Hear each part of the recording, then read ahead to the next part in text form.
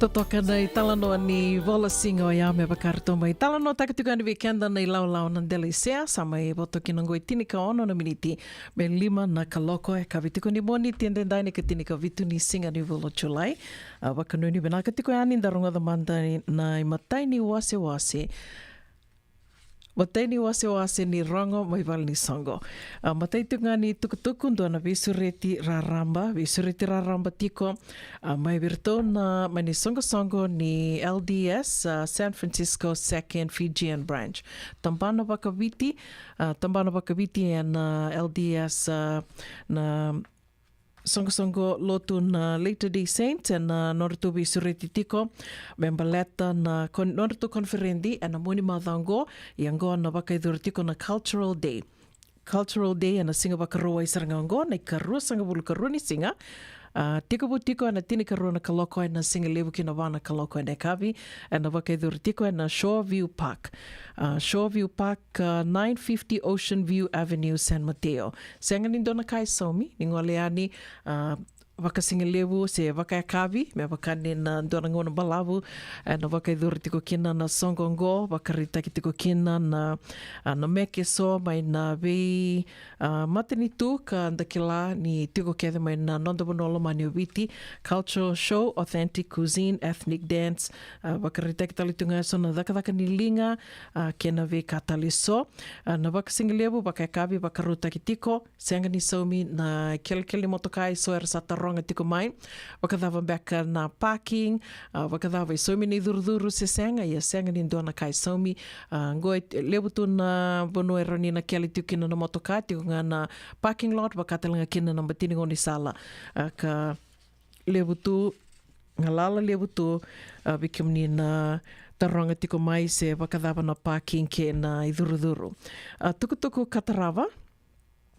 Tukutuku Katarawa in dua tali tunga na visureti ngo kina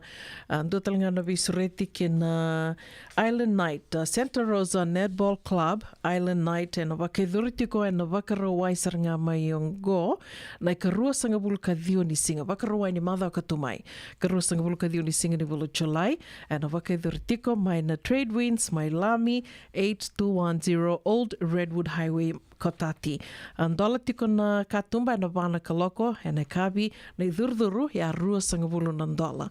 Ya na nonretubi sureti tiko na Santa Rosa Netball Club mena dalaki sote yani. Weekenda enda na via toko ni tiko kina nonretu sasanga tiko na Santa Rosa Netball Club kina ena wakaidhuru tiko na Trade Winds undurongo da tuna Trade Winds kaundo senga tunikila ni edha ni vonuan dina ya Trade Winds sarangedo kai tuna Trade Winds mai Lami edha ni vonuan dina ya na Trade Winds tiko ya Kotati tiko na Old Redwood Highway Kotati umbaulaku tukina kirombolaku tukina wakaviotini na wakaroa na madha saoti totoka tuna songo totoka tuna sota wakani dalaki sota tu bakasaranga me ndakai ninda setik nga mai viti arto wakatangitaka na nonda sere ka totoka ninda laki sota tu bakabitokani wakavewakani sonangona sa nindenda senga tu ni sota ndageli sota tu yani and Trade Winds ko ya visureti tiko ni kina madha mengo wakarumbuka na madha mengo Santa Rosa Netball Club Island Night na wakaidhuru tiko mai Trade Winds yan teko tiko na wana kaloka na kavi na idhuru ya rusang bulandola tuku Katarawa do tinga na sasanga rito sasanga tiko kina na First United Methodist Church of Santa Rosa. First United Methodist Church of Santa Rosa rito sasanga tiko ngo membalata tinga na kanibibuke kina walimbula lebu isuba sena CWM Hospital may biti and kena community ko nei lavo ke wakao ni via nondo linga yani na nomuni kanibe buke wakai lavo se rautalnganyo ni nondo linga tiko yani na nomuni suliani na yaya eso karauni na laki wakai ngataki vingarabi na walimbula lebu mai suba de kela tona yaya ni vingarabi ka satu vevano eso may vingarabi tu kina na wheelchair na walker na commode na dhava sutinga de kela ni rauni na laki yanga na nonranga rabi na wekanda na walimbula lebu isuba rito dingo matalitunga na bi yaya vao ya na namba ni taliboni mani ve tartarani kina Telefoni vitu saiba vitu, ruan dua vitu dua lima vawalu. Vitu saiba vitu, ruan dua vitu dua lima vawalu, se vitu saiba vitu saiba tolu, tolu saiba tolu tolu. E na napa ni telefoni mani vitartarani kina ke wakai tikon ni vi andondo linga tiko ani na sasanga ni kena community ko na via so kene lavo membaleta tiko na vivu ke kena valimbula levo mai suwa sena Colonial War Memorial Hospital go bito bate tiko na First United Methodist Church of Santa Rosa o tio tini tukutuku na nonde rong mai val ni songo ene kavini kua go membaleta tiko ngana singa kite levo na wakaidur tiko na September na mataini singa Matai singa karua katolo. Ya na wakarumbuka wakaruai singa tambo na matai karua katolo ni singa ni volo September. E na wakaidurtiko matai ni sota. E na wakarumbuka na matai ni singa gona AGM sen bosse wakayambaki. E na wakaidurtiko na HRI Conference Room Laie Shopping Center mai Kamehameha Highway Laie. Wakaruai karua ni singa ni September wakaidurtiko na soli. Singa ke te levo soli na wakaidurtiko na Koko Lolio sena ke Keller Park mai na Kamehameha Highway Talenga. Te kabutiko na tini na kaloko e na mataka ke na wana kaloko e ne kavi. O tia na danisi sena banquet e na gai wakaidurtiko na ono na kaloko. Te kabutiko na ono na kaloko e ne kavi ke na tini kandua na kaloko e na mbongi e na wakaidurtiko na Honolulu Suite second floor Tapa Tower Hilton Hawaiian Village Waikiki. Dua rau na dola na idurduru mempaleta tiko na banquet ongo o tia na singa tambu sange wakaidurtiko na lotu dhokobata. Lotu dhokobata na singa tambu na ikatol ni singa ni volo September e na wakaidurtiko na lotu ongo e na Kahuku United Methodist Church mai na Kamehameha Highway Talenga Kahuku. E ana singa ki te levu au sa tukono o tiko na tale se vo levu na ngauna Rota mandana dhaka ndangole mandana dala ki ngande like sarsara do mandana kena vakadhangi sa levu tonga na vili new dondo me ndangole ani dala ki ngande ningole ani kena singa ki te levu ya e na wakaidurtiko na matai karua ke ni tolu ni singa ni vula o September. Se vole butingo na ngauna, membaleta na ivondo, na idurduru, na idili. I know it's a lot of expenses. Yo, da sa dhaka tu en dondo nga me do mandana kia na wakadhangi. Ya, se mani songa dhavando tiko kena, mai tau ia buta ki tiko e na vanua libungo Amerika, se mai Australia, New Zealandi, vikam do mandanga me viti, ka wakando vina kata me mai kadhiwa ki ani na itukutuku, ni no mundo sasanga, ni songa dhavanga, do lewena tiko, ni wakota mai, ro ni no mai kadhiwa ki tiko ani, e na nonde wasininga ona ni rongo mai val ni songo, e na Radio Mbulando vata San Francisco, me koti kenta vata mai, seanga ni ndona kai so mikina, goe ndona ngoni sale ro ni na vivu ki tiko ni kina na Radio Mbulando vata, kina no mundo sasanga, ni songa Sabatonga walu na miniti me lima na kaloko au vambota nena ndona gona leka ngo kirona mai vito mani tiko ni kina ke Mrs. Titilia na itini na nerondo vital no tiko wakamadhao ndona ulutanga momona ronin soli wakasama tiko ve wakongeti ve wakararama te kitalitunga wakuburu wakasama talitunga nerona mai vital no tiko ni kina na kavini koa na sere kataravongo ve wakautuko ni tiko ani sa levu na nanda dhaka tu e na vono levu ngo Amerika ndangole mandeani dalaki wakainga takamanda na nonda silini da tongandia mandeani I Hawaii ya na Sera kataravongono ve wakambula tukani kina ve asinati kurusinga ni bula vinaka lulu wakanuni vinaka tukani ve kimdo mai New York, New Jersey, wakatela kina ve mbuna tana bula vinaka sista taka undi taka ni satosa vinaka tukana wakawakarau. Wakambula tali tingani ve kimdo mai na Zion Shopping Center, Solomon ni turanga mai muri do bula vinaka maramatau na waka Egi Joy wakatanga kina ve turanga yanu. Bula vinaka chosa teki savo, wakanuni vinaka tukani ve kimni ke sara na vili niutu. Ena ve vanua ke sara ena sei Amerika dhavanga ni vili niu tiko kina, ndaronga dhamanda na itala no ni vili niu Amerika. Hamirika. Nei lavo ni Hamirika me wakai me langata tika ni weekenda o kerin damu and a Radio Mbulando vata. Namni tokani una vuninda kua ni mbula vinaka.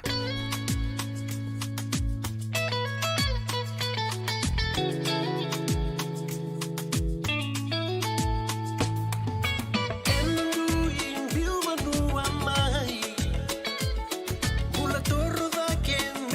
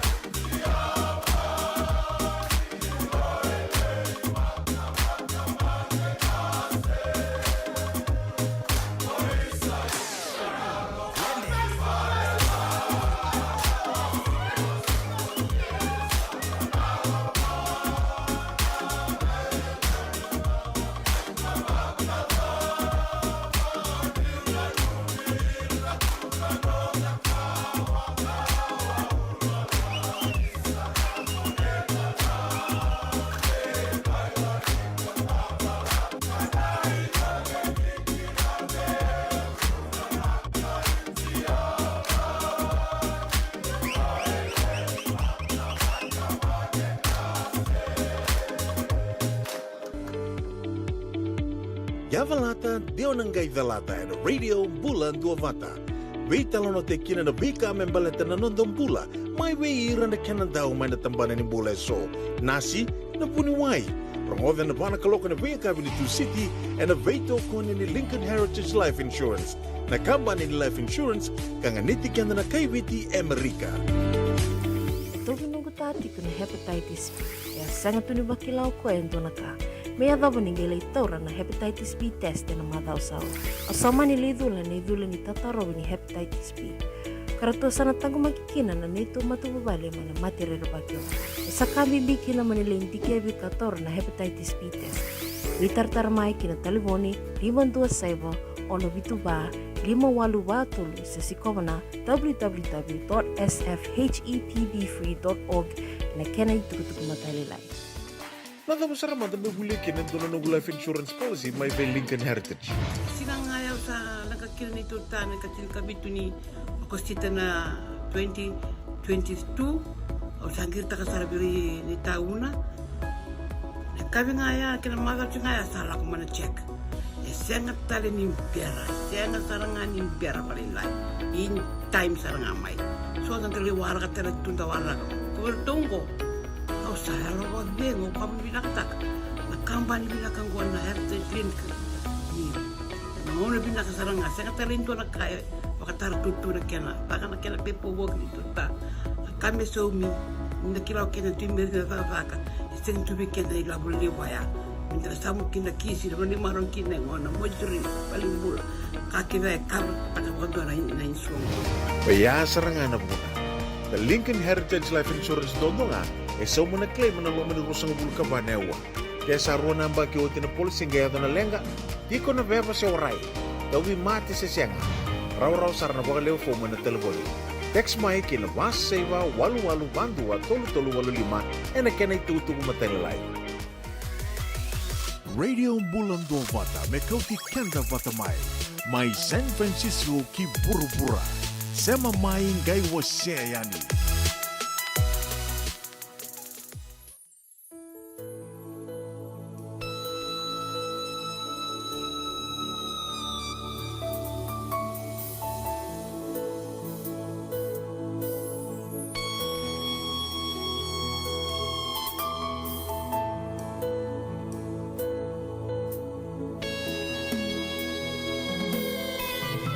Kari-kari ya nanu kumayo nanu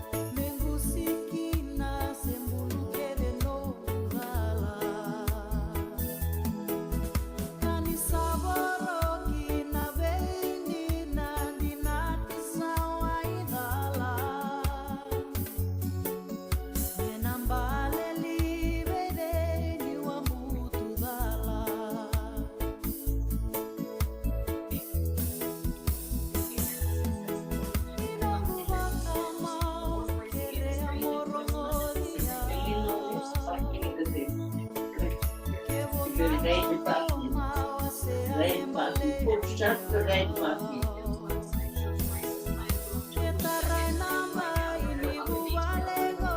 did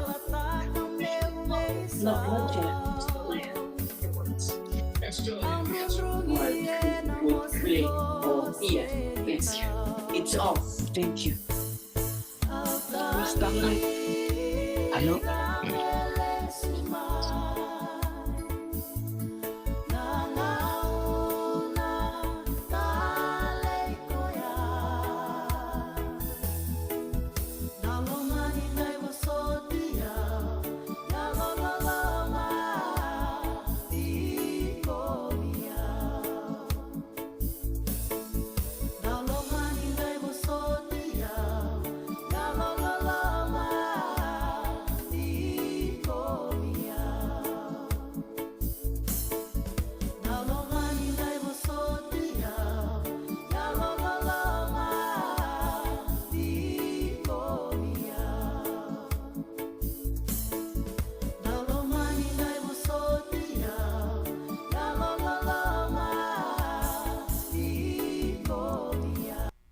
Ana radio mbulando vata mai ve Natalie Reikendrakoya.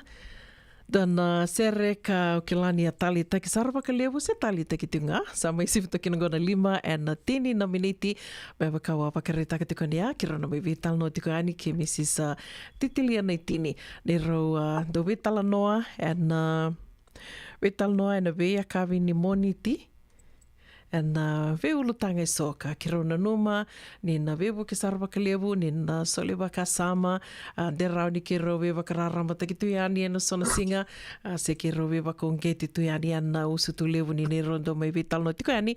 and ne rau veva sita ka tiko na ve ulutanga i soa, na ve kai soa, and la kodoro masartunga, na ve singa, waka mimbi tiko kenda na sambiuwa noa mai, kanda samai waka i tiko, e na vanua lewa ngo Amerika, ia ando kaya se maninda mai tu Amerika, se New Zealandi, se Australia, e lewa na kaya nda lako duruma e toto wata kede tu, Ok, lasa waro te umbea ngo, Mrs. Naitini, mbula vinaka, Mrs. Naitini. Ia, ni mbula vinaka una. Ni mbula vinaka? Ia mbula vinaka tiko, ia tosi tunga na taka, tosi tali tiko na vika so. Tosa wata kede tu ngai? Ia. Vinaka. Ok la ni lewu era sa nandau siama tiko mai sar nandau nana maki tiko mai ki na nondaru veitala noa e na visinga moniti ia na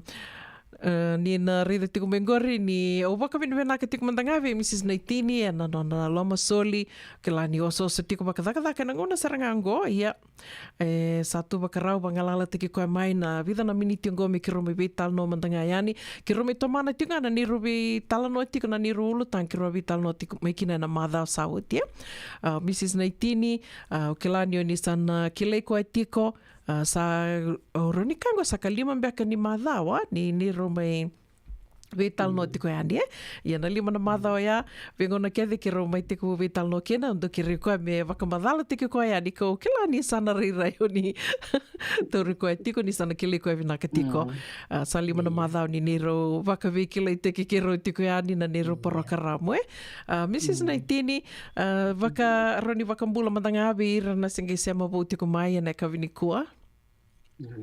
Ni mbula vinaka ve kemini keda na veokani na itaukei ngoni viti ni tiko wali Amerika mbula vinaka talanga ve kemini keda na taukei ni tiko mai na vese vura wakatalaki na viti ngoni ndo sema tiko mai na patapatongo na radio mbula ndo vato mbula taltunga ni ve kemini una but kero tom nom ndo itokani na radio mbula ndo vata Vinaka na nero lutanga ki rubia mai tomana tungai na kavinikua go me bala tunga na nero ulutanga ki roa tiko vuti kume kina na madha o sauti ki roa vital no tiko na dona ulutanga levu rambai levu ti tombu ka na kena bosa papalangi ana insecurities o te akiro sange mai sanga tiko me ki roa ka viti taka ki roa vital no taka anda ki la ke tu ni na bosa papalangi na bosa pakaviti na bosa papalangi ro ni duanga na bosa iyo me baka ni ndo tuku ni tu endra ndro bota ko pakalilai na nonda bosa sena grandma pakaviti iti. Koe ai roni ndua kina na iatu vosa se vida watana vosa, enda waka ingataka me waka ndeo taka kina ndua ngana vosa wawalangi. Insecurities ki ro sa mai vida na vosa ki ro mai waka ingataka toka na madha sa oti, na nonda ndau nui ngawa beka, se na nonda ndau senga ni ndeitu, e na nonda waka tule wanga wakata ki kianda, se mani tambana dhawa enda vital noti o kina, roni na insecurities e so, me wakana nonda senga mandanga ni ndeitu ko wakata ki kianda, senga ninda riri senga beka ninda talita katungana kia di rirai, se na nonda rawa ka beka, e senga soti ni tiko na ndua beka na wakatangi ngende and sasanga tiko kina na vi ka wao ya na ni ro ulutanga tiko na madha sao tikiro na nume kiro na vital no mandanga kina waka lek sare na madha ngo ni mer ni kiro nge vital no yani na ndua na ulutanga talanga ka sema tiko nga kina insecurities and na nonda do riri kombeka na nonda do nuingawa se senga ninda date ko mandanga bakata ki kiandai se dava no mini rai Mrs. Naitini. Iya, ndina sarona dar savitano to kaya na kena rambe live na ulutanga ngo iya bokata mo le subatal na kandona kandora vitano ta na mada saoti baletana na dambeka na emotional attachment bakando rendre ve sono ndangone merndo lakotal merlevi maluaye era redeti koni era date nga merti nga non rola manivale se ve ta se batike na se ortonga na dambeka na immediate family ortona vio kanye ia ona via kla dorsare da maya dorsana reni reni kla na sotal nga vir ervango ni tiko nongo erna roni buli talanga mena tikinango enda dori rikotaka na solir na luvenda vi sotal enda sengi kele ira ni dare da tuna livoni lenga saya da tuna ngongo there's a lot of livna nondo valolo tikinango ne senga ni senga tumbaka ni vinaka na vingaravi vir senga ni kila na vingaravi na ngone o ira and dole imbitir kina luvenda mera vivu kana vingaravi au na via tukuna nga valela indona vikito na ni tutumba tekiti mai vavitedin ni orone ne rongas rongas ni buluru ai gandole non rongo ni ososo na liutale tai roba itete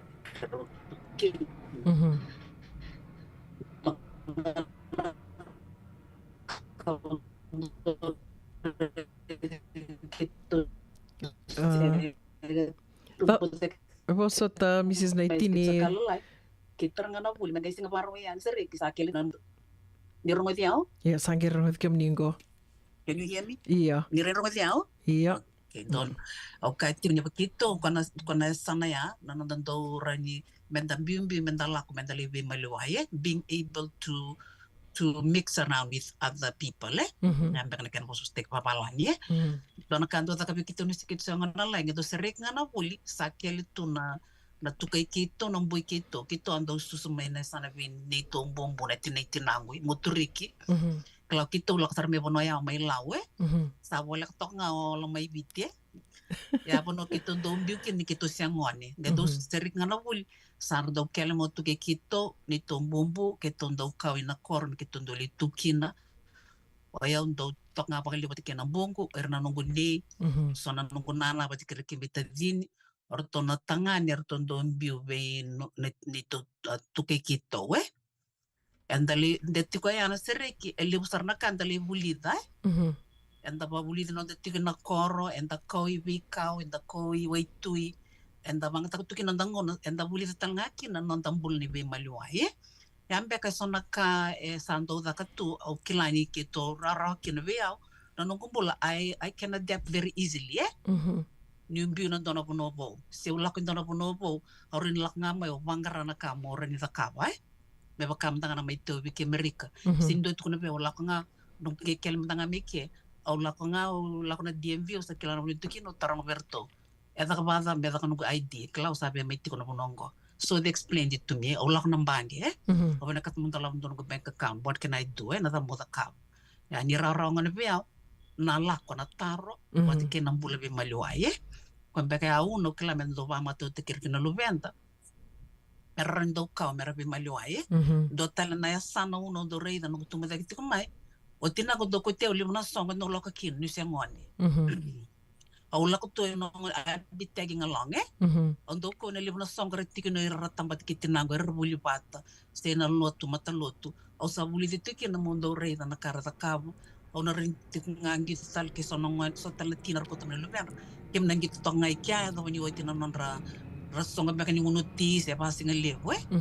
au sa tiku buli da mai kina mora ni bula be meluai wat ke retalesto na ngone ali kino nana era robi una tiku bat ke mbongu se bat ke vitale baka entone sana unen na renda kava yo weekend na bono tiku bono li wango inda sare tu li bona lenga mena rabo ke iranga na pakaluvenie mera kilati ko satu kuno itu na tukuna tali mera rei na non rei lao era tutu bota tiko na non ra ni sana kairanga ndre na ngone mera lu rai mera balu beni kire tiko mera we se ta ka pata na itabi non ranga rabi tiko sara marro tiko na ngone ko banga uno na betu listal bala tonga na sona social ills o satu kuno tie me ka kuni ado wirmena lu venda me ona betu talanga ngo me bakana ke bitana lenga nga dongo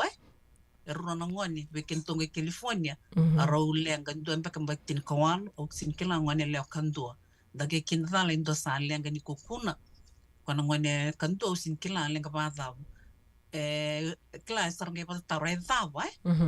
la ke bakar kela tu nambule bimelu ersinir na taro erna rauni ndo lako mera bakasangara ibena bunu rabu keiki na ke bakar sinra ndo talno berna non ritumbu-tumbu paganga una ngenta sta tunga na dona bura levu na levu ni pono endar ni lako mendali taro bakasal kin manda buke na assistance dina menda ba uliter na luvenda meranda ulako na pono baya paganga una mateni kauna be wasia Vinaka. Dina to doko waka vinaka tiko me Mrs. Titilia Tini do tuku ni ngana was walangi recap tiko ngana ni roa me vitala no ulutanga kiro me tiko kina na madha saoti do talangana kahu waka samataka mai na nona wasia dake mai o Mrs. Tini na tikinoia ni o ira na ngone ngona i tampa ngone me waka tiko non rembaki ni mbula mai na kamanda mbaki tini karua lako dake tini karua roni kana rua sanga bulu bakadada early 20s yana mbaki ni mbula roni kaini mbaki ni mbula ndrendre baleta ni sengiti ko mai ndo mandanga ka ir ngone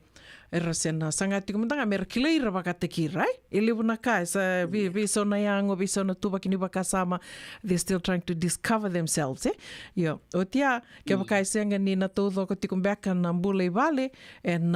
rawa sarbira ngone mer lakani tumbara laki vaksanga ngari tumbai nanon rasangati ko mandanga mer vakandita kira vakatekira mera kileira vakatekira otia ni sanga itu na non rei lawa mi kornivuli ngai sanga tu ninda kila o ira ngai lawa ngoi kornivuli era lawa binaka sera lawa dai andona ka bimbio vakasamataka ni Dondonu menda na yanra rabitiko o ira nangone nangonongo e lebu sarangana nungu tokani mandanga o yau ka kimami vakami kimami tamba bata tiko na lubi kimami esa kimami do betal nota kan ira nangone go e lebu nangona ira sar rasongo tungana rumu Rasong sartunga na rumu satunga non telefoni non iPad laptop sa ko sartunga ya non rambula bakar sa senga ni malele na lon ramera la kamandanga mai meto bibital no tumandanga bakatiki wakamata bu vale sar senga mandanga ni reve wasa mai vina kita oyam dole bunangon sala kan mo tuki saranga katumba sevia tikonamba kini bula mai na tin ka ono tin ka vitu sambiu na laoi vale kuni loka taka no katumba kuni song na katumba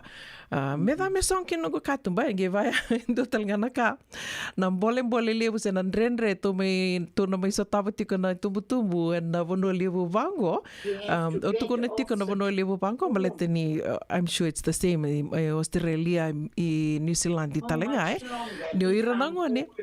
era sa tiko mai tumbu daki tiko mai sa tiko mai non rabaka sama yo talenga au tiko talenga nungu dondonu E tiko talanga nungu tondo ni lom ni valingo, gona nungu rumu, e oro ni songo ata tiunga nungu katumba, ke waka wina katanga mi songo ata nungu katumba. E ana nungu e va tiko e sana, e ana ndre mbek sena mbole, e tiko wikenda ni tumbu ni ndana mai sota kai tiko watikir na luvenda, e na ngonongo, e na vi mate ni tu levu e so, kanda sama i wakai tutu, enda mai wakai tiko kinango. A koe ana lawa mbi o mandanga i vali kuni songo na katumba, e na ngone songo kina kuni tobole amo loka taka no mkatumba. O iau na dhurngaya ni nangono via dhurre ni kina. Ia, sa halaka tiko yango, sa ando vakabu vivala tunga ngoi vali vikito ni sa ando laka tunga na katumba. Kito, kila o tukuna uase tiko ngombaleta ni kila ni vunga vikenda, da tamba vata tiko nda lako dhurru matali tunga na lenga vatango veira na luvenda. Ia, sanga tiko nga vikenda menda na sasanga tiko nga menda na kila na ngoni saladava, e rawa ninda na menda sema tiko nga kina. Ngoni saladava menda sema tiko nga kina. Ayau na nungu wakasawa sandu vidi dhakina dhambe kamo dhakaba. Ngoni ngo sasi ni vya senga ni vya mekiro ndambe, mekiro vitala no sas. Sawa tina ngone ya. Sangi dutkuna. Yo, let's go on a date. Sarale alo se ndorle vai kavi se ndona ka mekiro li dhakaba. Dina nga ni levu na ngone kiro na lako vatukine ayo sa senga tunga vitala no baletera sa tunga na talivoni. Yo, ya sona ndren da mai lako dhurumatu na itumbu karawa ni laki wakawu lenga ke waka enda senga ni wakasangarana ngoni sala menda na walia kina na lenga ase me wangangato takitunga kina na isema yai se dava no ni rai Mrs. Naitini. Iyo una klan dona kango re senga ni kemninga ni lak durumtiko enda sarava kisartunga verna nangone nangonongo non rasini esta era pena katunga mer song tu bata sa vera mantana nondang ni Amerika sa bosa ino tumbu sa rabos to mai yana kambimbi ana communication is key menan dola tiko nga menan sangat tiko nga tumbu men dola tiko na nangoni stal ni vitala no wat kerna luvenda bletan do ersano no mersangase yana norbakanana mungkin robakasa mese ngone sara Koya, ko se tuno tina mada obida sauti na bimbi ni nonda itavi na tumbu ena nonda tumberi tiko na luvenda veia una na kau bulida kala na nongo gasni buli ongasi buli mai o teu sanga ilako o mbita man gasi buli na non profits o reda mai vale una issues at national level na kavika rani valenga ste tarada kana na bulan dona marama se kana na mata vale o tinga o be buli talanga le bongo no be buli na pacifica we will tikuna dotana program on management with non-profits o buli da kina le tinga na kabango ya do weekend tiko ula ko mai ke na vika stop na luvengo dona ka ngeta ka ke woni ni reda na luvengo ni sabati ngono ni to romi korno buli da sinro ni rot kono me weekend na ta na la ko durmetiko dona ka usanga da ka woni sometimes o kenta we will have to do things mentara ni reda ra kina da ka tiko au ngiri terto na home da back Human Health and Human Services di Marin County kian ngus ngelak mia di batok ya nalu bengo satal no tako tibe ke muni nono la kama ya sinrani adepra se me durura me be maliwe na bonongo culture shock kau sangai da kabu sangai tertarbat kena Health and Human Services Marin County au tu kena berto do madur me mandana volunteer ke bertemu etap sang dono lu ben kitu sangai la ko mai ke au bena katmo ke la bena mandana bonongo Marin County batang ko nakal ko durum tin lu ben au sangai le volunteer tu dona program ya berto do ngana kar tu kena levuna parents ke me tartarik ya kita sa santa tuk ngapa santa dokanga mito tol me merabaktin kawal batte me oti nanonta ninda na sanga ira to kamenta na vital motivut kira menda na moida to konon rambula ngi kelana la Amerika itin kaulia santo no ngone sa wili bangase adult esarna baktulang haba kaira yon kabina kan goruna no na sanga tik nga na no moita bakatina se tumbu monro na be malu be sekti nga pati kana luwe mo ada ke diti ko ngor be ra ke na ngone pare to ko ke berto na makombong be no rabi malu be kana tinan ra kana taman re sarap na katinga na song na room rata ka tinga na vital no yo be na tangol na ka you laid your ground rules iya dan ka ndut ko ne berto luwe me biti nyo se ti ko ina nongo lamani vale o se senga na vakani ko rawa Se boleh ran misul ona muriti kuna laon biton gola mani bali. Mhm. Ke sabi apa tulu apa kaiko tuka na katum la kalinga garano mumbula so mono murende apa kaniko. Klas ona kavenda na bitabira mera politiki na Dina. that we still have, like they're still under our wings. Yo kaya ngone bikin na la Amerika der gaitin kabitin kawal sara wili baka gas adult. Ni da se ngone utukuni tingon lan bimbi ni non dei tabi na tumbu dir ngai budin da kamen no ngone 0 ngai sudu ata na baktin karua 0 to 12 years yana formative years ni ngone ande se drill ta kirbe na sarang na ground rules na itobo mandana babuli dir tokin ngon ngai gasekin batisinta lawas di kalo train up a child Dina. when is young dir ngase mai irna seng ni lang mekin dir na lang bango dona babuli santa pantan berto kabira Dina todo ko. Kombeauna. Benaka vale Mrs. Naitini o nangona mai o rongo kina na lenga ka mai adoba na durbo sa mai kukuna na madawa tolu sawati sa mai kotsarana na bula na madawa tolu sawati dona kana nongu loloma mani koe, lo mani rau na tumbu rtona na matapu vale o tia sange lakwata mai kina nuinga honga balet nukila na nongu ngone lewa Wakame ala kudurun baleta na kau rongoada ni na durubongo rarau takam beakana nonro sabital no arusa break up na vosa rongoada koe bat kina no nei tau me viti. Wakana nungu waka same laku saranga buana nungu ngone lea baleta ni ando nungu ne ala kudurun matalinga ia gobe kenda to lebu to sa ngoli tiku mai irna lubenda to sar tiko na tamba ni na ambaki ni bulango sar rabakai tau tiko beka ni viti na non rei tau lebu saranga kau kila ni tiko na ambaki ni bula na ambaki ngo tin ka walu tin ka dio lako dake so sar green card mai so sar lako nga mai karsami tiko Amerika o te asanga i tuia ni viti na non rei tau au kila ni lebu na ngona weekend to na tumbu to senga ni to rawaka bimbi that they are in a relationship waka me to senga wali tu ni to bia kila senga sember ni dondon me ambaki ni bula ni wakitau na ambaki ni bulan ko na vatum beka na vakasama but that's the reality na kaundo tukuno yongo kenda to sa la kuduruma ked mai we've all fallen in love for the first time to sa kila kede tu na kena kukoa ni nrea ke baka to na bia bukir to na lubenda we have to do bango nungu bakasama kuti ken to sombo mai na bono erto tiko kina betonge betala no na nungu ngone lewa Mrs. Naitini ala kuduru masaranga na kaya na ngone sa ala me kina ni tuya ni vitina no ni taun do na ngone ndrende na ngone go baka miungi rido tu sa do na bono buto esa tu kina esa mo siti undi na ni ndrende na nongu sanga mi o se matikira o me lako mai me tala no me via tukuna me via na dabi ko la kuduru mitiko I've been there au kila na mo si ko la kuduru mitiko baleta ni o kenda na tumbu irnangwane they just see us differently and na no really kenda ni I can open up to mame ora ni tukuna be kwango ya na o kila ni na bole talanga tiku weekend to ni tumbu we have to figure out a way ko nga ya na masunga me toro ni kila kena ngoni sala da toro ni sama tunga baleta bambu takewaka senga ni kila na da berto la ko duru na duru bongo kiro no ni tumbu kena no ni tawe ia sami ado na lenga na dawe rau ni da kaba me na buki akina kila na lenga vango na koe wataka ya thungo na suicide so na kukuna me ado windona ndongo kila ngo ndange reditiko paka indona matangali kabo na ke sarabitiko na saya ditiko na kenda malio na itoke nangonongo atalanga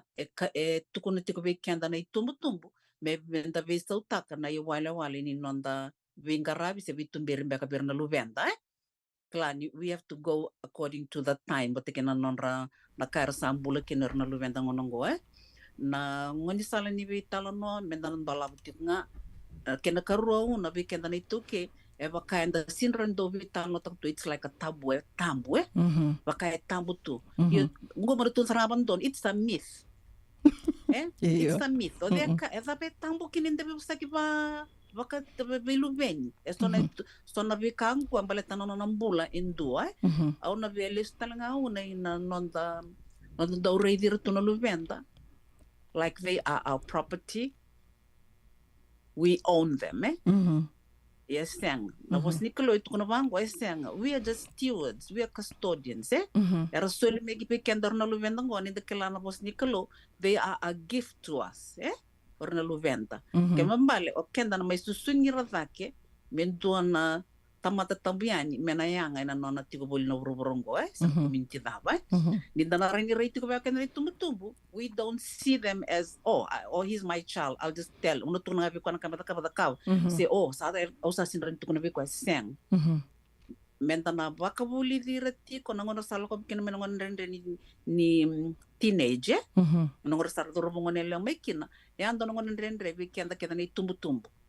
Ia meta sa bakabuli di kenda merda banda berir na luvenda menda vital nota na vikango. Kemni sa vai yuksando tiko na metau. Iyo gona kama da kabo. Né? Olha, eu estou no luvengo, mas viti, não honor tão que teenage me que nós estamos a ver tão. Rongon, que me disse ati na stage, que me disse na bangrando num boyfriend, né? Que me dona el, que me dona el, que me dona tangani, nós na bangrando num girlfriends. Do que lá na casa de tingori, do sa ati ko baksan karachungo no misa, your life partner. And that is normal for every human being, eh? Dan lang minal stage nimbol and dan lay wakawati yo sanda na tipo bangarati ko nande sa o sa gedong biteberto so na ground rules go na kauna bina katango nido sa bangaran kem desa meva go na kando na baraita you start looking for the qualities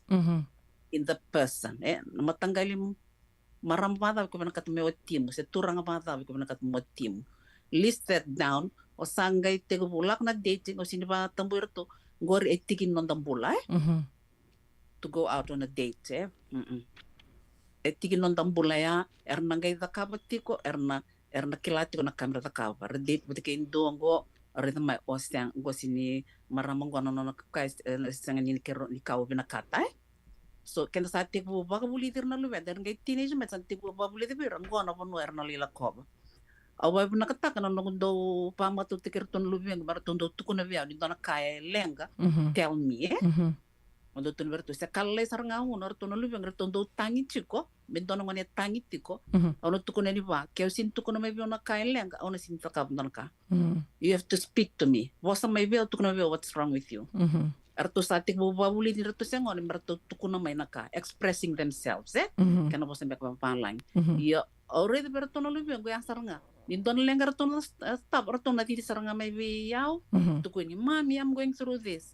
Mom go, sanang gay kung bertong ko na kama da kaw. So we yang on in the satik we develop taka non da vi maluay nila sa tamatalili mo mai sa turo sa rangonelyo that we become friends. Di na tudok. Sa sing din da tinatik nga katama can they become friends and you'll be you kasar nga endua raw na didi may kina ko na tama di kinatina ni raw lenga raw na didi may vale. Iya sangay tiko eso na ilaw kana peer pressure tu kuna tatala na kain do muy da non dei tobo na peer pressure ur na bito kani ninda sa mandan beri irben na kana luventa na na itobo non rolo mani vale dir na lere na mai so na itobo isini bakana kai babuli dikina erna babuli dir marala ko tani mai na lalaya merna bangaranga o non rilala merala ko to bote ti kono non ravelus sana ya na kanta uta kinon rambula sana non interest ke karndong gito gor rin la kabatar na ikenda matang anda kila anda sa ngonele mai da turbo ken mai na tiko sana kan ke pakanda dong gito matanga na tiko kya so sengai non ito ko ya sinrani bitokan ni bakali bote ke kwa malu ko ti utan no no sini betu kinai ya sarna kita ka to ke kanon rending na ngone una inda bakan tamberi ba ko na kan yersen gay tumba dagit may vale ko to nito ka 0 to 12 years nangone bina kan inda pa susungir bina kan lupenda bata ngone ya nangone selele na kay kila o kenda ngana tumbu na tumbiti to bir na kabina kenda biti bir na kanta and basti they'll give out the bad things erna bisoli maybe kenda na tobata ke pakanda na babuli dito na to bina ka erna bulutang na ito vinaka. Ya nir santa babuli dia meraroni vosa mai vikenda ser express te kir vikenda nir sa kalilu mai una me ka kuni dala chu vikenda nir na vinaka nga esto nongona erna gai tarongi kenda oh na tabi kon tota kam kina pango ia nangona menda sana kai so mitaro to kina beira ia una nen tora bibsek ntona ngona ko tuntuk mai balatan nom tu berite kmai be nanai ia kela na taba una la kango betu kono be kla we can only give what we have ya sarnga kena to ke kya dona ka kerondo babuli te berna ngone rala ni luwe kiroike kerondo tu kono bir raida na no monita tan ro takina ya na buno ya dabo kina na kair rekaran rose bikemni ni sangone ngasengo ni sa to ni sa you become adults you ko da kapsar nga no goal set tak no goals da teki kya singni no mite mo kai tiko na ya zalo ta zalo sen ya nga karo claro sa tumbiri ko me domingo sangay no mite ko indono ngone o sanga semai sal mutu mongge da kabo no minding una ko kutu ni tikai o yo bana kata to no lubeng berto mango au no babuli berto mango awa sini bana kata no babuli ko da kabo to tinang set mango au no sing da kabo to lubeng ko bangaya no one is perfect kenda na huli ke tiko menon to tos tiko na buruburango Dina toda ko vinaka wakalevu Mrs. Titilia Naitini ke rondo bebe tal no tiko ani na bia kabini moniti ke bakai tu sono no mani rai ni bia be wase talenga mai na ulutanga ke ro do be tal no ani kina ninge bola mai ra ni bola sartanga mai be kem do na sama tiko mai na kabini kua se ra ni ningai bola mai ke na neto messenger Titilia Naitini tiko talenga na messenger se una buninda kua ra ni ninge bola mai kina ke bakai no ulutanga ni bena kata me ki rona ngai vital no tiko ni kina na mother o katu mai ki ro me vital no tiko ngango and insecurities and vikai so and rao ni ndakai ni do baka buretu no nonda nui ngawa baka o kenda ni tumbu ka ki ro me vital no talinga kina me mbalitira no rao na ngone tamba ngone kamai kadhibital tongano rombula ndua urongodeni atobe matin beka endua koya kotanga wakati koya na nonambula sama yalana nga wakati ki koya na nonambula atungone ana itu wakini nonambula nduindi tuna beka nda lako duruma koya kirona nomini kirona ndomi vital no tiko nikina rauni na ngai soli waka sama tu dona ka wase tiko mai yao Mrs. Naitini botu sarmaina nungu waka sama na ndona tadingo endo tuku no koe quando tu kono verto na lubiana use your words ka baka merto tangi tiko mai to lebna karto va soli buki tiko mai anda senga tiko nikila senga ando tu no koe how am I supposed to know mo kila vada na kai kubina kata tiko waka nga taka mai na vosa o sa waka bulidi ko kina ando tu kono ko use your words en dua tale na ka yerna senga ni kila meli use their words ka baka tu senga ni tumbir to ya ni vale me baka nga taki me to baka nga taka na vosa io dona ka bimbia do talga na ka o voto mai no baka sama Mrs. Naitini na ngalala ni ding o kenda ke dina ni baka tu kun dona no kuna na lila na mada sawa ti tu no ko senga ni ndo baka tabuli desin o ya o mandanga bateke o lima na lubena au sini babuli derto na luengo mertongo ne da au bango yo na lila isang ni doanga au sini babota ni tu endo na tumbu na bakabuli da na luena me ngone da o kenda dana tu ke venga na bakabuli da na tumbiri kenda na luvenda ko nga ya do ngai vakana no mi tinga mai na ngolo matua ando tu kono tinga mo ko na ngono usando via mi usambiu takina na ngolo lau ni na lau ni ganga be ko ngone sando ia mo ko ulumatua na numa tiko ma ko talanga tiko no na tiko talanga no na ngalala ni ding ando tukuni mai bia na tiko talanga ko no ngalal ni ding o kenda ke de tu ke de no ngalal ni ding ia vekem do na sema tiko mai na kavini ko na ka baka levo na sema tiko mai dorongo de tiko na vital nova kai dur tiko ngo Mrs. Naitini daka tiko ka u vaka vini na ka na loma soli karani ki rome vital no tiko ni kina na kavini ko ke vaka ni adalata mai na teko ni ro vital no sure tiko ni mo ningai sema yani kina nito radio mbulando vata YouTube channel tiko kina na dombi tiko ni kina na nero vitala noa na visingo pambota sana roti kana mantayan na kabini ko Mrs. Naitini do back na ka ni via waseta le mai ni berni mai dava na nonder vitala noa vina kabali bona wa vina tiko na ulutang dor sabi wasiti kina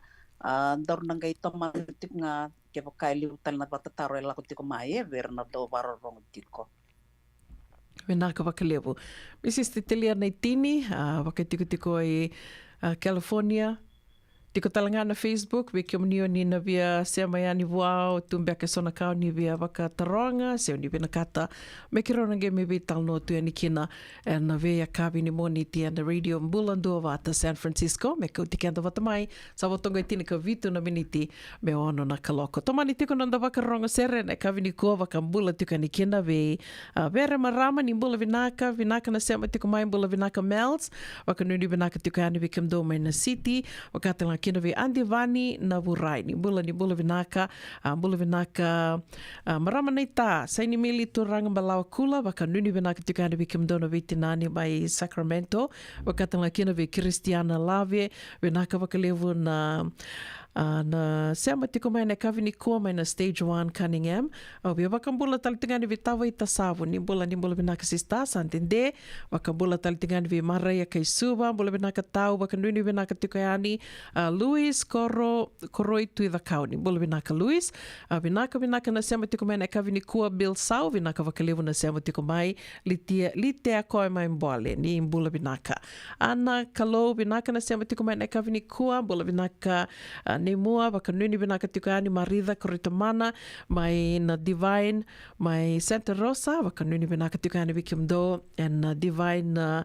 Fijian Caregivers wakatanga kinwe Meriseni Halofaki Ponitias nimbula vinaka oni taka ni dombula vinaka tika wakamatu bale wakatanga kinwe Chochi Sili wakambula talitungani vi Palu Dhaba nimbula vinaka Mary Saturu bula vinaka tau Ruthin Daveta vinaka wakalevu na sema tiko mai ne kavini kua we wakambula tiko vi Andy Mila ke a tetha wa iningolo rovenga ravi tiko ne kavini kua venga na vunondro sema tiko mai kina na marama nei tau nui taka ni nrombula vinaka tiko wakatanga kina vi ilaitia tama imbeka nimbula vinaka ilaitia bula vinaka aliti tu inraki Elizabeth Wimbireta bula vinaka yanu wakanuni vinaka tiko yani bula vinaka Trade Winds Partner Bui TJ Toka au nui taka ni sa rikawa vinaka wakatala kina vi toranga nei taliva i Leone bula vinaka Andi Ateleite vinaka na sema tiko mai na kavini kua Elesi Wong wakanuni vinaka tiko yani vinaka wakalivu na sema tiko mai New Zealandi wakatala kina vi kimdo na tiko ngore mai Australia vi kimdo mai Tonga na Ngavoka vinaka wakalivu na numi kimdo tiko yani na dhorobau na namunro ma mai Tonga na Ngavoka Elisi Wong. Wakambula talitanga vi Kathy Williams, sandinde ko ni alimai o nui taka ni o mbula vinaka tiko, wakatanga kina vi Ben Vau, vinaka na sema tiko mai neka vini kua Ben, bula vinaka Semi Kasaivuna. Wakandu ni vinaka tiko yani, Losalini Drave Sau ni mbula vinaka mai Petaluma au ni taka ni ndo mbula vinaka tiko mai dhake ngori wakatanga kina vi Solomon e turanga mai muri ke kimdo kethe na sema tiko ngori mai na Zion Shopping Center wakandu ni vinaka tiko yani vi kimdo wakambula talitunga vi kimdo kethe na sema tiko ngori mai Seattle Epi Koroi Lailai vinaka na sema tiko mai Epi Ului Hughes vinaka wakalevu na sema tiko mai na kavini kua wakatanga kina vi Christiana Lave. Waka nuni vinaka talitunga ka wakambula tiko ve Mr. ke Mrs. Naitini. Na nomro venga ravitiko vinaka wakalevu na Loma Soli nomro do venga ravitiko mai kena radio Bulando Vata San Francisco.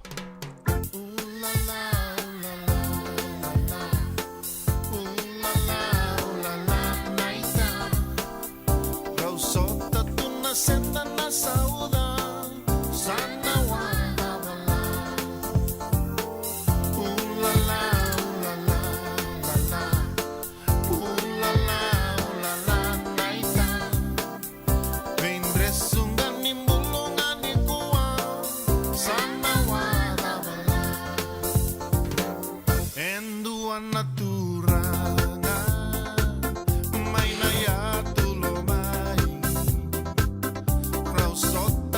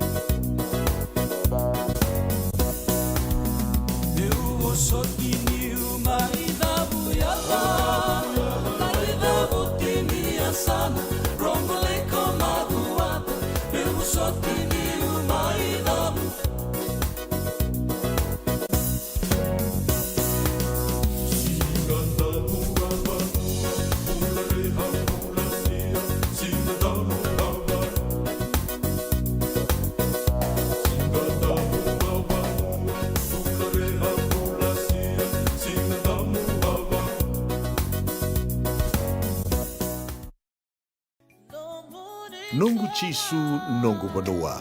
Dorongo na vima mani ono kina vitu ene kawani bululu we kemada we California. We mani ruwa ene kawi kina tolu ene singalewu ni lotilewu we kemada we viti. E warotaka na New Methodist Christian Fellowship USA. Rongo ene radio mbulando vata San Francisco me kauti kenda vata mai. Endona mate kuniti wale bobe kenda mana wasa Pasifika na hepatitis B. E kuneini ndua mana bayatini corona nini bunua mana wasa Pasifika Amerike ni tobi reti kuna matengo na hepatitis B. Ongoli wake na kenara ni betobi sena tobi kuna matini ngadha se liver cancer. Endende mendo kila kesate bikontiko. Mebakani sanga sotini kene bakata kila se symptoms bakabo kesambi mbi na mate. Mbimbi ngone kila monobaka ni kebi membaleta na hepatitis B. Peter mai kena telefoni 52 ono vitu ba 5 se se kobana nona to website www.sfhepbfree.org.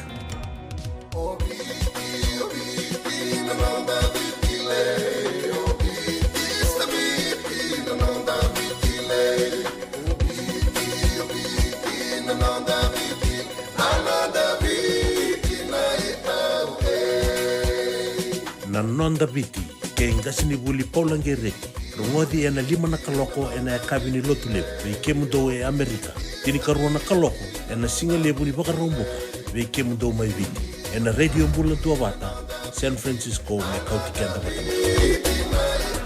Ongo na radio mbula tua vata San Francisco me kauti kenda vata mai.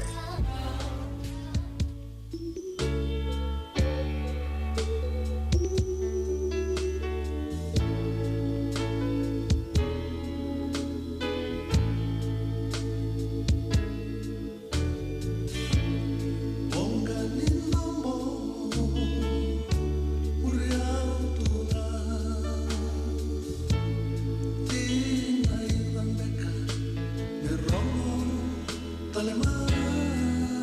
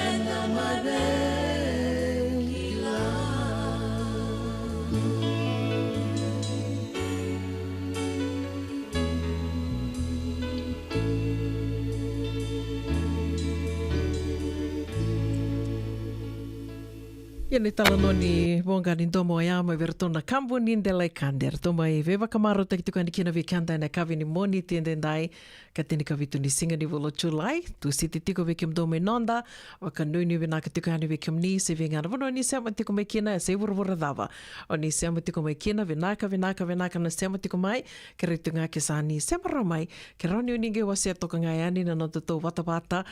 me rau ni na vuke tiko na vingaravi ni asanango rau talangani ralebu era kilana ulutanga sor na rauni na wukitu ena vikai so ki tonto mai veu si takatiko yani ena nonda bata na radio mbulando vata tiko talangana YouTube channel ke rauni ninge subscribe kina da umbitu ni kina na vi talano ki sara wakatala kina na program na vana yaua program e vana yaua na vising ando le rauni ni rongo da talitunga and YouTube channel wakatala kina na Instagram and ken sangai tuknga me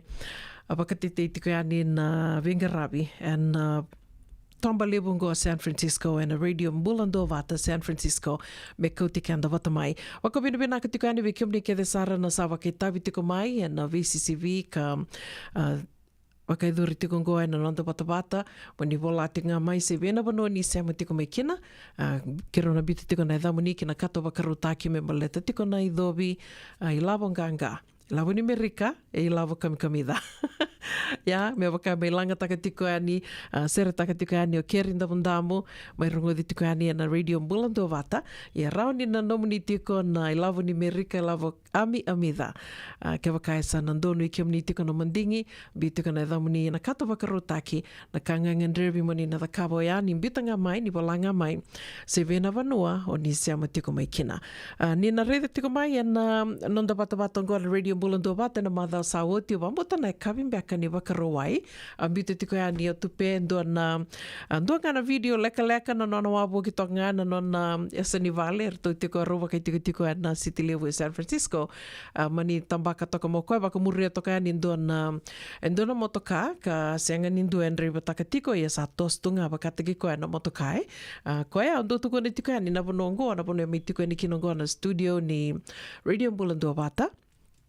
Endo wakatoka itu na Silicon Valley. Na wika lewo na kauro ni tukuna ni dio sangabulu na pasende na wika kede sara na mona liba wika waka mona liba e na buruburongo e tau ia butakiani e na banuango. Ai na banu e wakatoka itu ki e na buna ka wakatoka itu ki na banuango me Silicon Valley. Waka samataka na Facebook, na YouTube, na Yahoo, na Google, Netflix, na Uber, na Lyft, na vanua kethengo e tau ia wini kina. O katalitunga kina na Apple,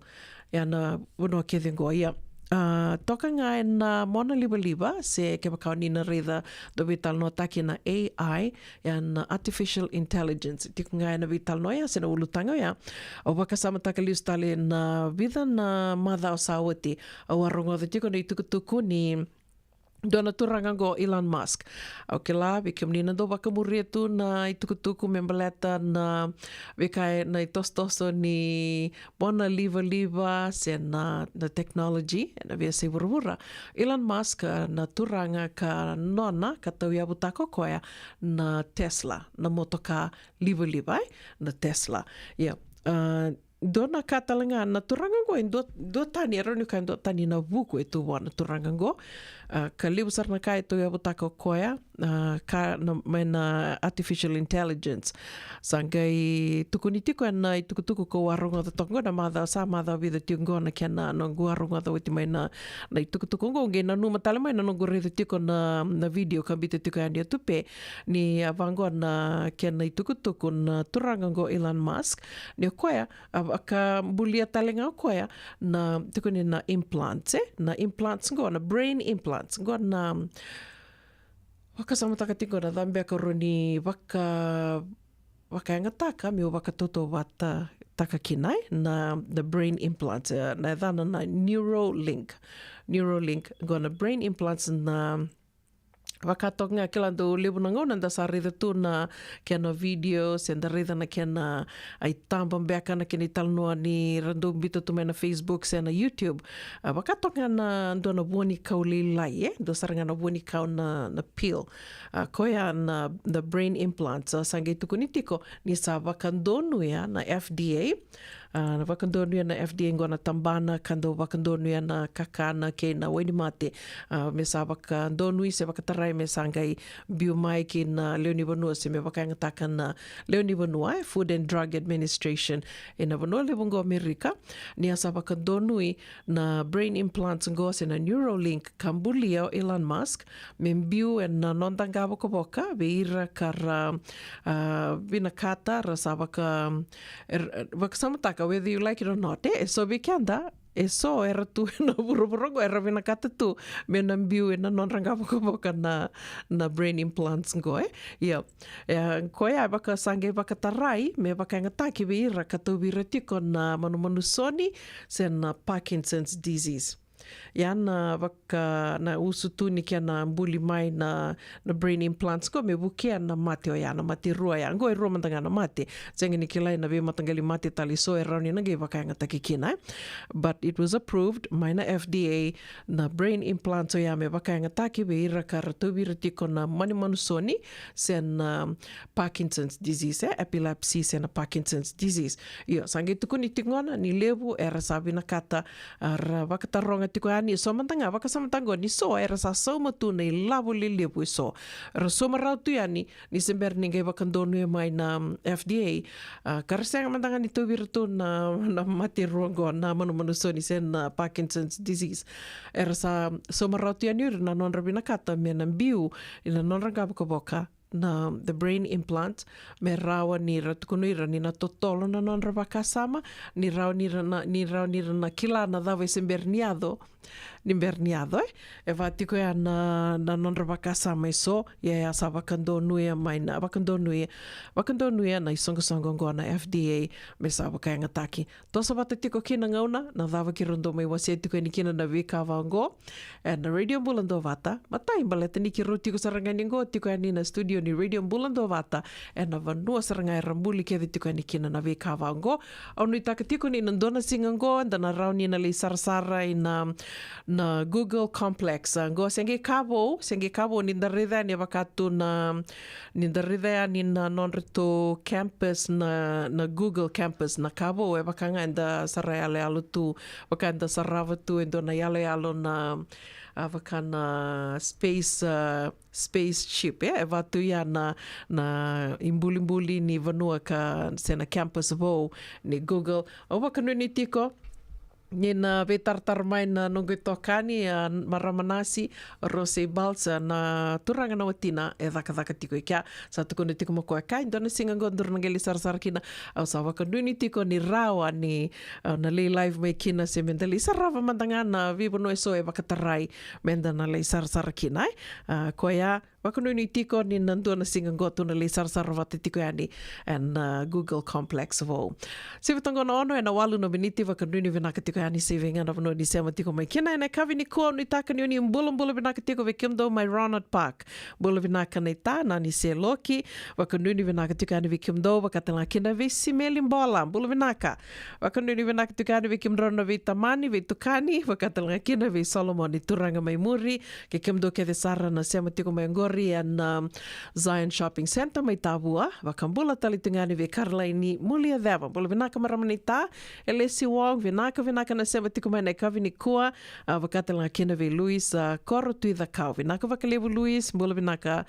mareda lalanga vesi ke Ului Hughes wakanui ni vinaka tiko yani se venga na vanua do sema tiko mai kina nei kavi ni kua au ya wakambula tali tunga ve kiumni ke sarna wako lori tiko ni taka ni kata tiko nanraki ni ndana tori kenda tiko wakamalua Italia saramandanga kintu ya tako sa weekend to iliu Tona turi kenda to tinga wakamalua Nreva tunga enjoy the drive Radio Bulando Vata gomena nomini kia tiko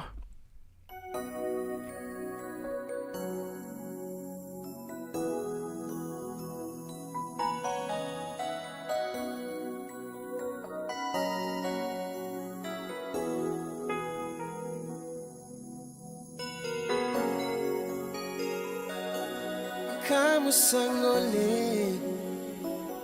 kanisana mwina kimo kobe biya na mara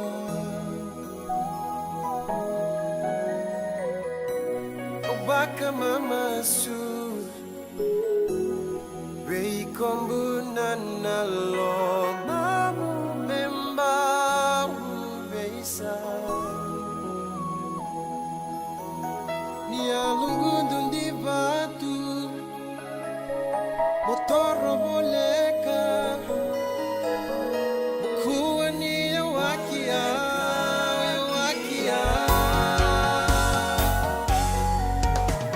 awak teronga seda bumeka nombu inaki mota talbeya was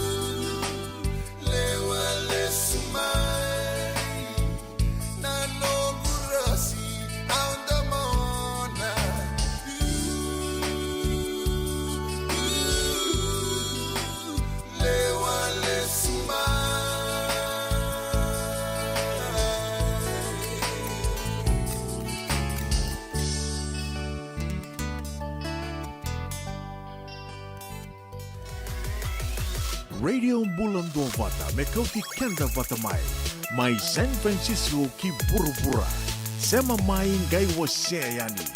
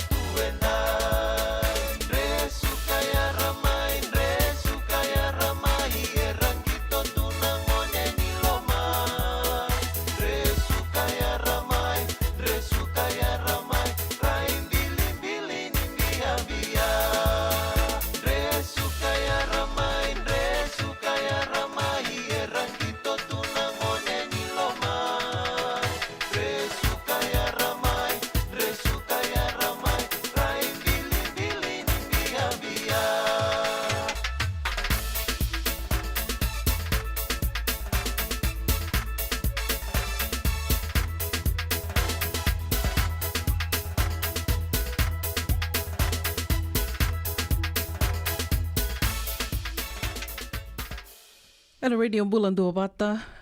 Tavi se roia sama I sivita kina gona ono e na rosanga bulukan dona miniti. Onu takan yuni bula bena katiko, ronga bena katiko ani na mbio liva ni radio Bulan Dua Vata. Se venga na vanua ni sema tiko me kina. E na kavi ni mo ni tendendai. Oti tuka ni wasi ni ronga me wal ni songo. E na kavi ni kua. Matai ni tukutuku. Me mbaleta tuka na veisureti raramba. Erto wakaidora tiko na songo ni LDS Tambana Wakaviti. LDS SF Second Fijian Branch na wakaidurtiko na Cultural Day ngoe na wakaroa I saranga ngo ne karusanga bul karua ni singa ni bul July. Teka butiko na tini karua na kaloko na singa lewu ki na vana kaloko na kavi na wakaidurtiko na Shoreview Park 950 Ocean View Avenue San Mateo. Butiko ni na kena tikindua na nanda wata na radio Bulan Dua Vata mo ni na gai reida tiko kena veke mnio ni na ngalala ni via ngade ani kata tungo na nraki ngoe ndo na singa vinaka mendala ki viso tarkina da sarava kina na ve kai soka arto wakaru takatu na dui songo so na ve wasi ka arto sa wasi tu merto na wakaru na ve na meke wakaru takatalitunga na kakane so authentic cuisine na meke ken itukutuku matela lai wakatala kina na taka ni linga karna wakaru takitiko na singa wakaru I sarangango sanga nindo na kai so mitiko kina wakasinga lewu wakakavi talenga na wakaru takitu kina ni ngaleani wakaleo so era taronga tiko mai wakadawa na parking sanga nindo na lenga ni ngoleani lewu tona vanua me la kiali tukina na motoka nage la ki ngande tu na singa wakaroa I sarangango tukutuku kataraba me baleta tiko ngana do talngana vi suriti raramba Iongo and wakarawai ni karosanga vulkadio ni singa ni volo July. Wakarawai ni karosanga vulkadio ni singa to visu retitiko ni Santa Rosa Netball Club kina duana non to Island Night. Wakarawai ni karosanga vulkadio ni singa and wakaidhoritiko and trade winds and walu rua dua saiva Old Redwood Highway 8210 Old Redwood Highway Kotati. Dola tiko na katumba and na vana kaloko and kabi ni durduru rua sangavulu ng dola. Kere mo ni gawin tukutuku ni takatokayani gay waka deo takatokayani na vay sureti malu-malu moya may berto na Santa Rosa Netball Club. Tukutuku katarava go na singa kite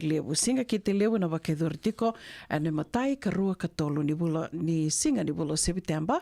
kana wakidurtiko mai Hawaii watokongo na itubutuba na wakarombuka na matai ni singa na gay teko butiko na vitu na kaloko e nambongi na mbose waka embaki sen annual general meeting waka idhuritiko na HRI conference room Laie shopping center na Kamehameha highway ya na wakarumbuka wakaruwaini karua ni singa na waka idhuritiko na soli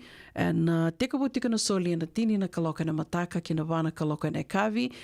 kana waka idhuritiko na Koko Lolio Kekela Park go and Kamehameha Highway talenga ia ni otio ya na ono na kaloko na kavi kena tinikando na kaloko na bongi na wakaidhuritu kena na banquet andona ndrau na dola na idhurduru ka tukuningani sa voli li sartiko na tikite vo kena vo era sa voli oti wakaidhuritu na Honolulu Suite second floor Tapatawa Hilton Hawaiian Village mai Waikiki. Ana singa tambu, o te tiko ni singa, katolu ni singa ni volo September, ana wakaidhurutiko na lotu dhokowata na Kahuku United Methodist Church, wakaidhurutiko na Kamehameha Highway mai Hawaii. Ana i tukutuku membaleta tiko na singa ki te levu, se voli tiko na ngauna me tona wakawakarotaki kenda toa ni kina, ndona ngona vinaka ni wakadhangi ngo, ngona vinaka ni ngande laki sarasara, ana yanu totoka o Hawaii. O te utinga ni tukutuku membaleta tiko ngana sasanga ni kena community ko na bika and laki bibuke tiko kina walimbula liu suba na bibuke ngoe raunio ni ndondolinga mai na nomuni soli se na kawakai lavo se rautelanganio ni ndondolinga mai ke wakai tu e sona yaya ni kilani rauni na lakianga na bibuke se na vingarabi kina walimbula liu suba ni gewe tartareani kina taliboni vitu saiba vitu ruan dua vitu dua lima vawalu se vitu saiba vitu saiba tolu, tolu saiba tolu tolu. Vitu saiba vitu, ruan dua lima vawalu, se vitu saiba vitu tolu saiba tolu tolu. Go ertombiuta bata tiko na First United Methodist Church of Santa Rosa. Kawakai tiko na nomundo isongo-songo, sendo sengai nabu tiko, mena toia windo na isongo-songo, kalani isongo-songo kede tuna kene nakie.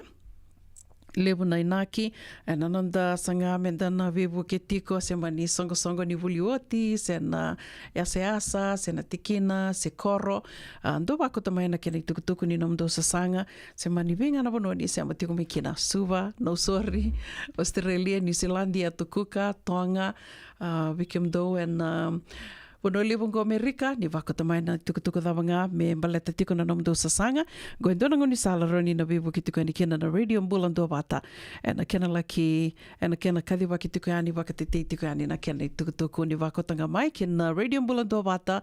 ena Facebook page sena messenger raunio ni wako tatalenga mai viau una buninda kua se vi tupe pedeli na novo wakatalaki na vitali matakimbau ni wako tamai na tukutuku mena mai kadhi waki wali tiko yani leo tiko ni da iwasininga ona ni rongo me vali songo and radio mbulando wata sa se vitonga ono and rua sanga buluka vitu na miniti na sere kataravango ona bia bakambula tukanikina se vinga na bono ni sama tiko mekina na kavini kua go me na nomni kia tiko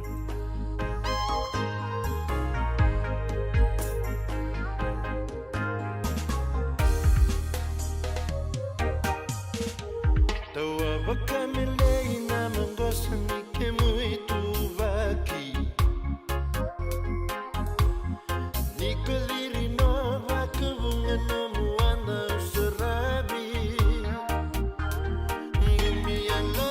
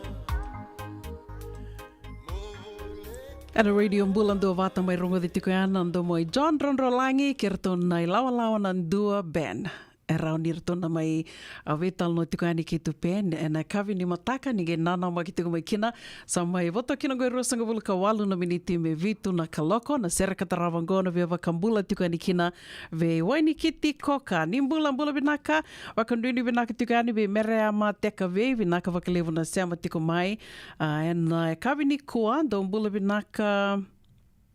Randini talatalangase li tia veisa vakanuni venaka na nomuni ngande tikongori mai viti vakambula taletungani vikemdo en Zion Shopping Center dombula venaka barada sami ngalu vakandua vakanuni venaka tikani vikemrau senga telani ngole da vitikino alena tokai lang mbula venaka karua vakanuni venaka tikani vikemdo mai na Wailea Street mai Batuanga senga telani ngole da vitikino mbui ame venaka na sema tiko mai en kavini kua vakanuni venaka tikani bula benaka tupe vakanuni benaka tikoani en nomuni maru takatikuna nomuni toli livou en kavini koa senga talani ngula da vitikino ravuni sa Sarafina dombula benaka simelimbola benaka na sema tiko mai vakanuni benaka tikoani vikimrau mai Petaluma senga talani ngula da vitikino Serangoa Mbola Sorowanga vengana vono ni sema tiko mai kina au ni takani ni bula benaka tiko vakatala kina ve nani se loki ke kimdo ke Sara na sema tikongori mai na mai Ronald Park au wakanuni vinaka tikani vikimdo ane kavini kua.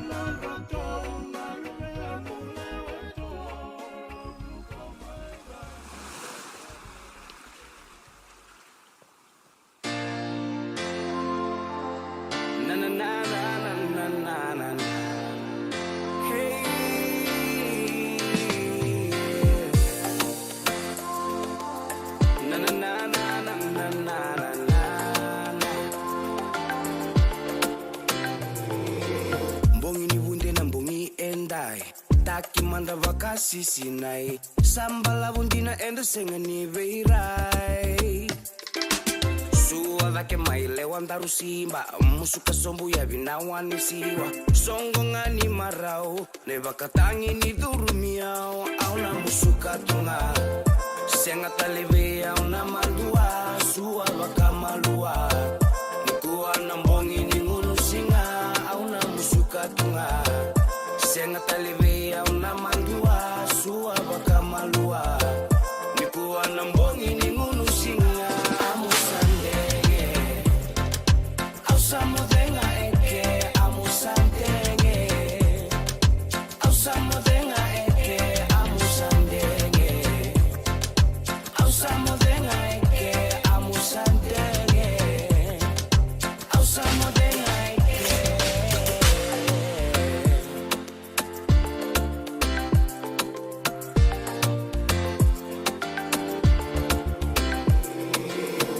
que manda mai tuisi la vena linganda rondani si